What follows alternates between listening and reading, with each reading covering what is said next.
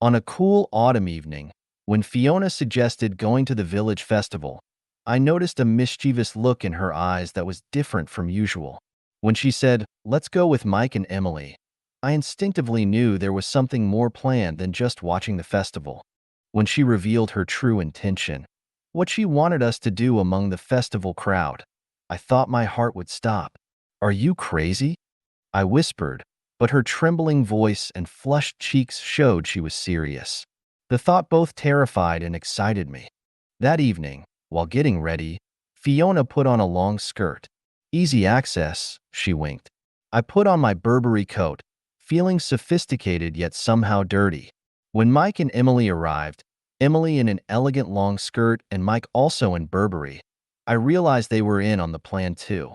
Looking at our reflection in the entrance mirror, appearing like two respectable couples heading to a village festival, no one would guess our secret plans. The contrast between our outward appearance and inner thoughts made me shiver. How did we end up like this? How did we transform from an ordinary couple to this? Yet I couldn't deny the thrilling anticipation running through me. In the car heading to the festival grounds, this whole situation felt surreal.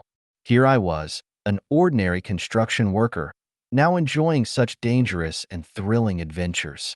Looking at Fiona, I could see a stronger desire than usual in her eyes.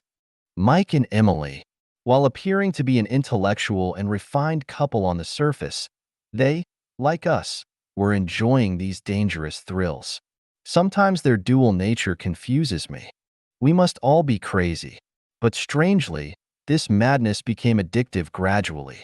I didn't know where Fiona's endless sense of adventure would lead us, but I was already going along with it.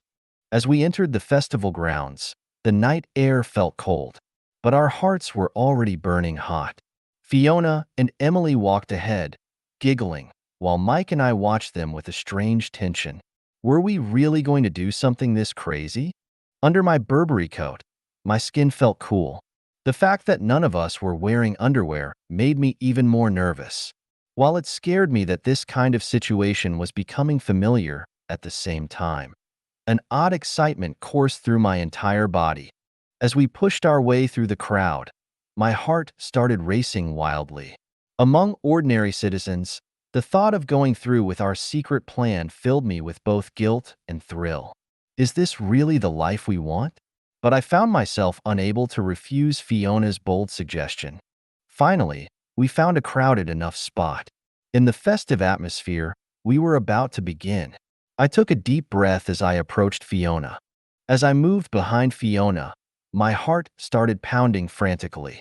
I tried my best to cover her with my Burberry coat, but my hands were trembling.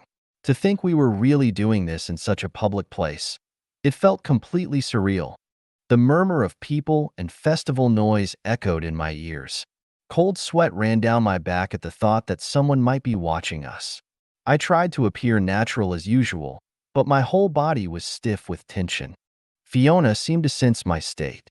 Her gentle touch came inside the trench coat to soothe my member, and at that moment, I realized just how deeply we understood each other. Perhaps this relationship, where we could read each other's hearts without words, was the reason we kept pursuing these reckless adventures. As I carefully lifted her skirt hem, I glanced around nervously, but everyone seemed too busy enjoying the festival to notice us. Still, this tension only heightened our excitement. I pressed my lower body against her bottom as closely as possible. Fiona's body heat reached me, and her scent made my head spin. In that moment when we connected, I realized once again how unreal this whole situation was. Amidst the festival noise and crowds, we felt like we were in a world of our own. We had to maintain minimal movement to avoid detection. I could feel her body trembling slightly. We tried our best to appear natural, but the small moans escaping from her lips excited me even more. The fear of being watched was frightening, yet it simultaneously made everything more intense. We found our rhythm among the crowd. Fiona gripped my hand tightly, and I held her waist even more firmly. It all felt like a dream. To think that we, once so ordinary, were now on such a bold adventure. For a moment, I fell into deep contemplation about where our relationship was heading. Fiona's endless sense of adventure sometimes frightens me. Her desires seem like an abyss, appearing to know no bounds. Watching her constantly pursue more intense, more dangerous experiences, I sometimes worry about our future. But at the same time, I can't deny that her boldness has made our life so exciting. Since that moment we met at that ordinary gym 8 years ago, she has led my life in a completely different direction. Though some choices seemed dangerous and reckless, we were together through all those moments.